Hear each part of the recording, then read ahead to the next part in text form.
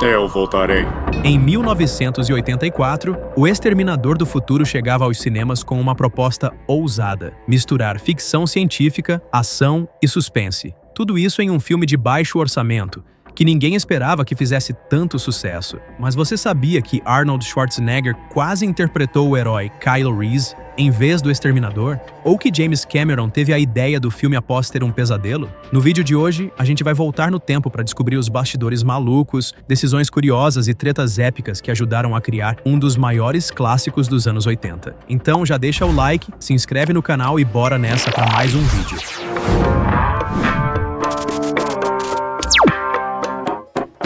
Dirigido por James Cameron, O Exterminador do Futuro foi escrito por Cameron, Gale Anne Hurd e William Wisher Jr. O elenco conta com Arnold Schwarzenegger, Linda Hamilton e Michael Biehn. Contou com um orçamento modesto de 8 milhões de dólares, já que a produtora não tinha grandes expectativas para um filme sobre viagem no tempo, tratando-o apenas como um projeto de ficção científica para lucro rápido. Cameron criticou a falta de apoio publicitário, lembrando que, após o lançamento, ele pediu mais divulgação, mas foi ignorado. No entanto, o filme superou as expectativas, arrecadando mais de 78 milhões de dólares.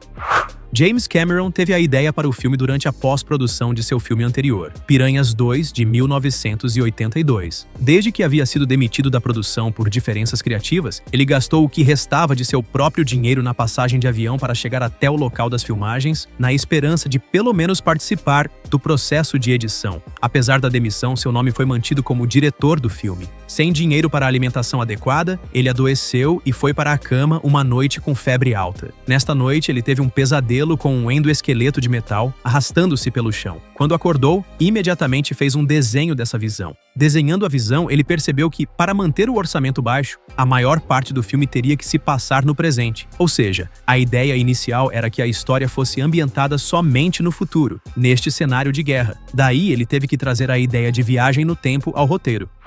O rascunho inicial foi vendido para Gale Anne Hurd por apenas $1, em um gesto simbólico que exigia que ela lutasse pela produção do filme com Cameron como diretor, já que ele estava com o nome manchado devido ao fracasso em Piranhas 2. Hurd cumpriu sua promessa, rejeitando estúdios que não queriam Cameron. Durante as filmagens, eles desenvolveram um relacionamento e trabalharam novamente em Aliens, O Resgate e O Segredo do Abismo. James Cameron inicialmente convidou Rob Bottin para supervisionar os efeitos especiais, mas, ao não conseguir, consultou um amigo, que recomendou Stan Winston. Winston já estava acostumado a criar robôs e acabou se tornando um colaborador importante para Cameron, estabelecendo uma amizade que duraria 25 anos. A história original era mais complexa, com a Skynet enviando 2 exterminadores, uma versão ciborgue e uma versão líquida. Cameron, no entanto, percebeu que essa ideia era ambiciosa demais para a tecnologia da época e decidiu simplificá-la. Anos depois, ao obter sucesso com efeitos gerados por computador, ele reviveu a ideia do exterminador líquido em O Exterminador do Futuro 2. O exterminador também precisaria se alimentar para que sua carne humana sobrevivesse. A Sarah Connor teria uma antiga lesão de patinação na perna. Lesão essa que ajudaria o exterminador a identificar a verdadeira Sarah. Durante as filmagens, Cameron recorreu frequentemente ao que chamou de cinema de guerrilha, filmando rapidamente em locais sem autorização e saindo antes da chegada da polícia. Pulled it out, I put on the jacket of Terminator, and you say quickly before the police comes, walk across the street and just punch in the window. And then I say, okay, we're looking left and right. So you went like this, and it was standing there with the camera behind the car. Right. I went there with the boom. Yeah. Says, okay, let's move on to the next location. This worked. Como resultado, algumas das pessoas vistas em algumas tomadas são cidadãos comuns, completamente inconscientes de que estavam gravando um filme. Ele costumava acordar Arnold às 3 da manhã para refilmar uma cena rapidamente. Cameron também usou essa tática para filmar a última cena, em que Sarah dirige para o deserto. O objetivo era captar essas ondas de calor. No entanto, a polícia apareceu e eles tiveram que dizer que era apenas um projeto para a faculdade. Inicialmente, os executivos da produtora queriam que Arnold Schwarzenegger ficasse com o papel de Kyle Reese. James Cameron, no entanto, imaginava Kyle como um homem não volumoso, com o físico mais comum. Então, ele não estava muito entusiasmado em escalar um ex-Mr. Universo para esse papel. We were talking about along the lines of me playing the heroic character. Right. Because that's what I thought you were coming in for. Quando Cameron o encontrou pela primeira vez, ele admitiu que havia planejado uma discussão para ter com Arnold, para que ele pudesse alegar que o ator era impossível de se trabalhar. Mas, contrariando suas expectativas, eles se deram muito bem, e Schwarzenegger demonstrou grande entusiasmo pelo roteiro em geral, dando dicas de como esse vilão deveria se comportar. Foi então que Cameron mudou de ideia e ofereceu a Schwarzenegger o papel título. Antes de Arnold, alguns outros atores foram considerados para o papel: Mel Gibson, Michael Douglas, Kevin Kline, Tom Selleck, Randy Quaid, Lance Henriksen, O.J. Simpson e Sylvester Stallone. E por falar no Stallone, tem até uma cena no filme O Último Grande Herói que faz referência a esse fato. Já Michael Biehn quase não conseguiu o papel de Kyle Reese porque, em seu primeiro teste, ele falava com sotaque sulista, por conta de um papel que ele havia trabalhado em uma produção teatral. Michael came in to read for us, and he gave the best reading of any of the actors that we'd seen, but it was with a southern accent. We talked to his agent, very politely said, Michael's very good, but we really don't want him to seem so specific that he comes from the South, because he's from the future. We don't want it to be that specific. And durante uma conversa com o agente de Biehn, foi-lhe dado mais alguns dias para se preparar. Dessa forma, o ator conseguiu se livrar do sotaque e foi aprovado. Bruce Willis e até o cantor Sting foram considerados para o papel de Kyle. Debra Winger fez o teste com sucesso e ganhou o papel de Sarah Connor. No entanto, mais tarde, ela mudou de ideia e recusou o papel. Lea Thompson também fez o teste, mas não foi aprovada. O início da produção foi adiado por 9 meses, devido ao compromisso de Arnold Schwarzenegger com Conan Destruidor. Durante esse período livre, Cameron aproveitou para desenvolver outros roteiros, como Aliens, O Resgate e Rambo 2. Arnold Schwarzenegger se dedicou intensamente à preparação para seu papel, treinando com armas diariamente durante 1 mês. Nas 2 primeiras semanas de filmagem, ele praticou desmontagem e remontagem de armas com os olhos vendados, até que os movimentos se tornassem automáticos. Ele passava horas no estande de tiro, manuseando diferentes armas, sem sequer olhar para elas ao recarregar. James Cameron decidiu que Schwarzenegger teria ainda menos falas neste filme do que em Conan o Bárbaro, onde ele tinha apenas 24 falas. Em O Exterminador do Futuro, Arnold se limitou a apenas 14 falas. Perto do início do filme, quando Sarah Connor recebe uma mensagem na secretária eletrônica, a voz que se ouve é a de James Cameron. Anos depois, Cameron e Hamilton se casaram, mas acabaram se divorciando.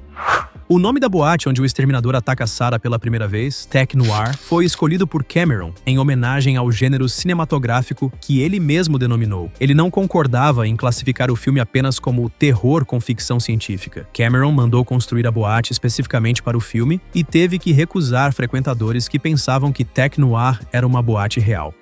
O autor de ficção científica Harlan Ellison processou James Cameron, alegando que, embora tenha gostado muito do filme, sentiu que a história foi plagiada dos 2 episódios da série Quinta Dimensão, que ele havia escrito. O episódio Soldado, que é bem parecido com aqueles trechos do futuro que aparecem no filme. O episódio Demônio com Mão de Vidro, que é bem semelhante a essa parte do filme. O processo foi resolvido fora do tribunal e versões mais recentes do filme adicionaram o nome de Ellison aos créditos. Cameron alegou que este acordo foi imposto a ele pelos produtores, que se recusaram a apoiá-lo. Ele sentiu que Ellison fez alegações inválidas e queria que o caso fosse a julgamento. No entanto, a companhia de seguros disse-lhe que ele seria pessoalmente responsabilizado por danos financeiros caso perdesse o julgamento. Como ele estava com pouco dinheiro na época, Cameron preferiu não correr o risco, então ele não teve escolha a não ser aceitar o acordo, um fato que ele sempre ressentiu.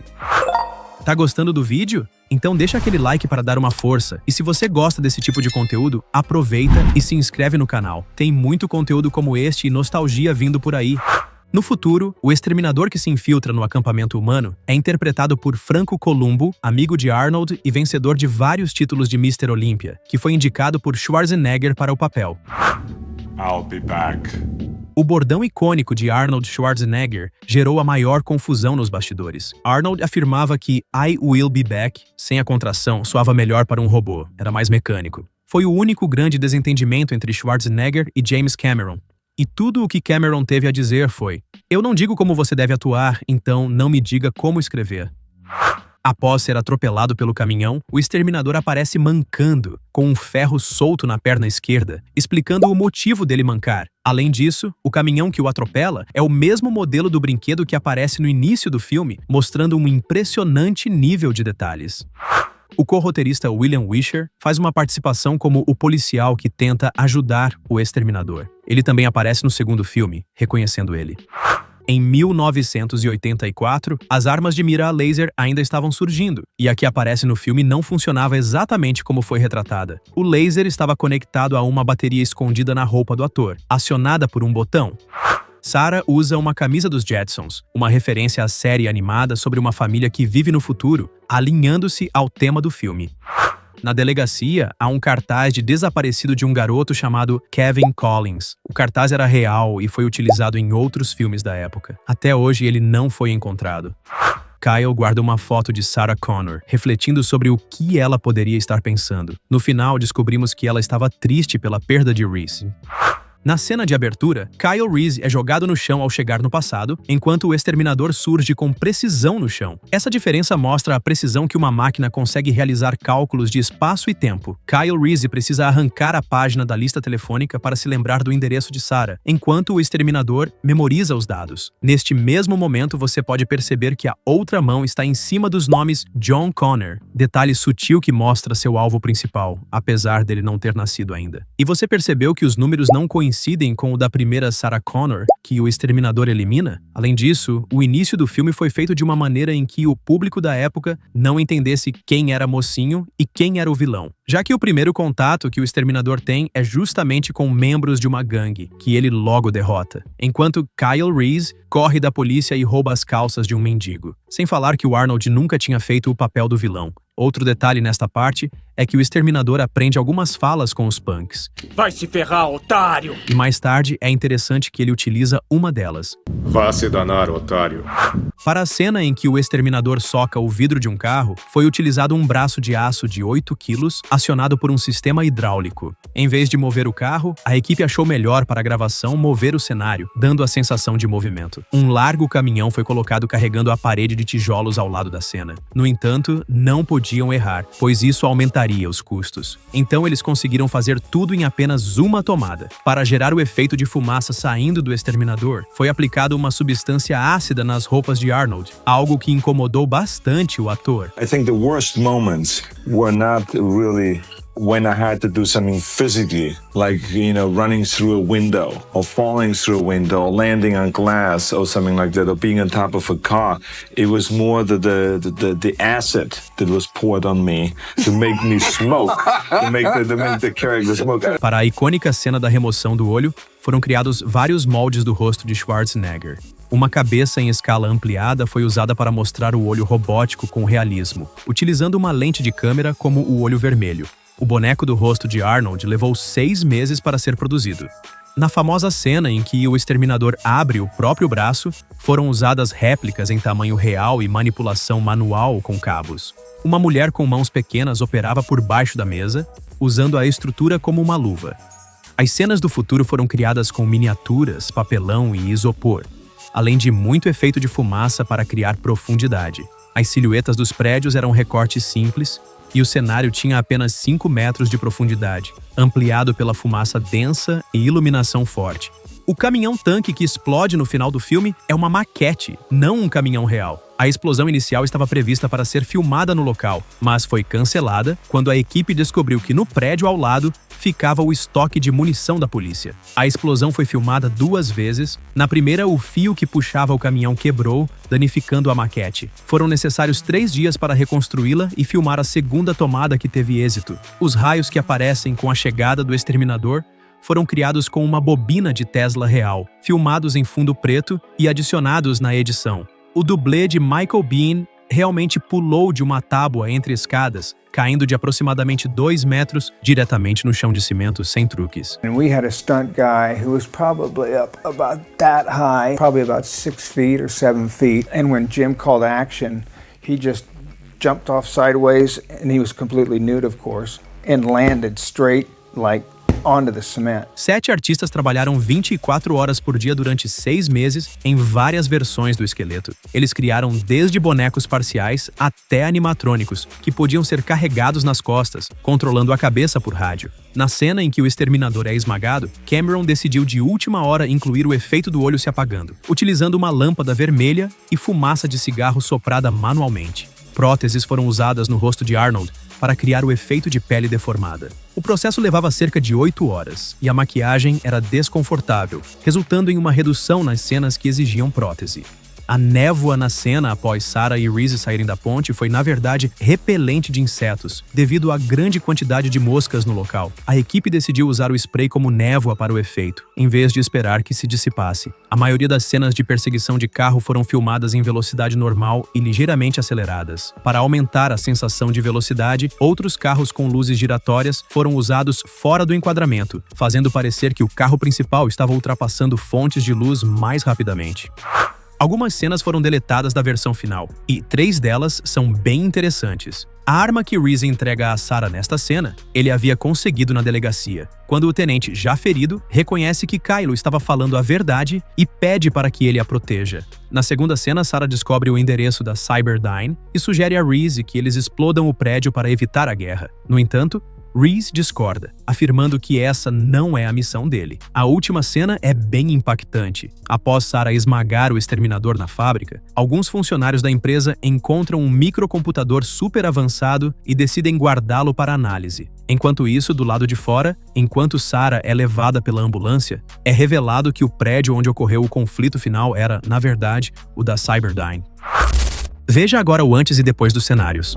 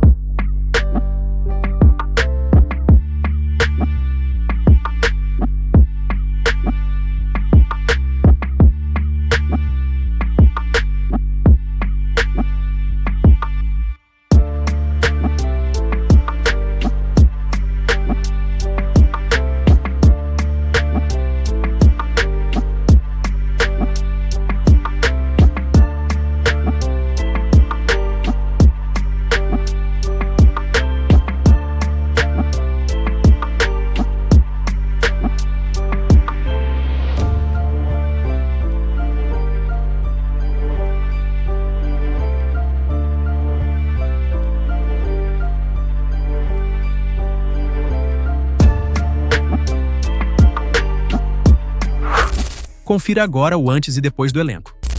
Arnold Schwarzenegger tinha 37 anos na época do filme. Atualmente está com 77 anos. Seu trabalho mais recente foi no filme Kung Fury, de 2025. Linda Hamilton tinha 28 anos na época do filme. Atualmente está com 68 anos. Seu trabalho mais recente foi no filme O Exterminador do Futuro, Destino Sombrio, de 2019. Michael Biehn tinha 28 anos na época do filme. Atualmente está com 68 anos. Seu trabalho mais recente foi como dublador no filme Predador, de 2025. Bess Motta tinha 26 anos na época do filme. Atualmente está com 67 anos. Seu trabalho mais recente foi na série Agente KC, de 2015. Earl Boen tinha 43 anos na época do filme. Earl faleceu em 2023, de câncer de pulmão, aos 81 anos. O último trabalho em que apareceu foi em O Exterminador do Futuro 3, de 2003. Lance Henriksen tinha 44 anos na época do filme. Atualmente está com 85 anos. Seu trabalho mais recente foi em Realidade Alterada, de 2024. Paul Winfield tinha 45 anos na época do filme. Paul faleceu em 2004. Teve um ataque cardíaco aos 64 anos. O último trabalho em que apareceu foi na série O Toque de um Anjo, de 2002. Bill Paxton tinha 29 anos na época do filme. Bill faleceu em 2017. Teve um derrame cerebral aos 61 anos. O último trabalho em que apareceu foi na série Training Day, de 2002.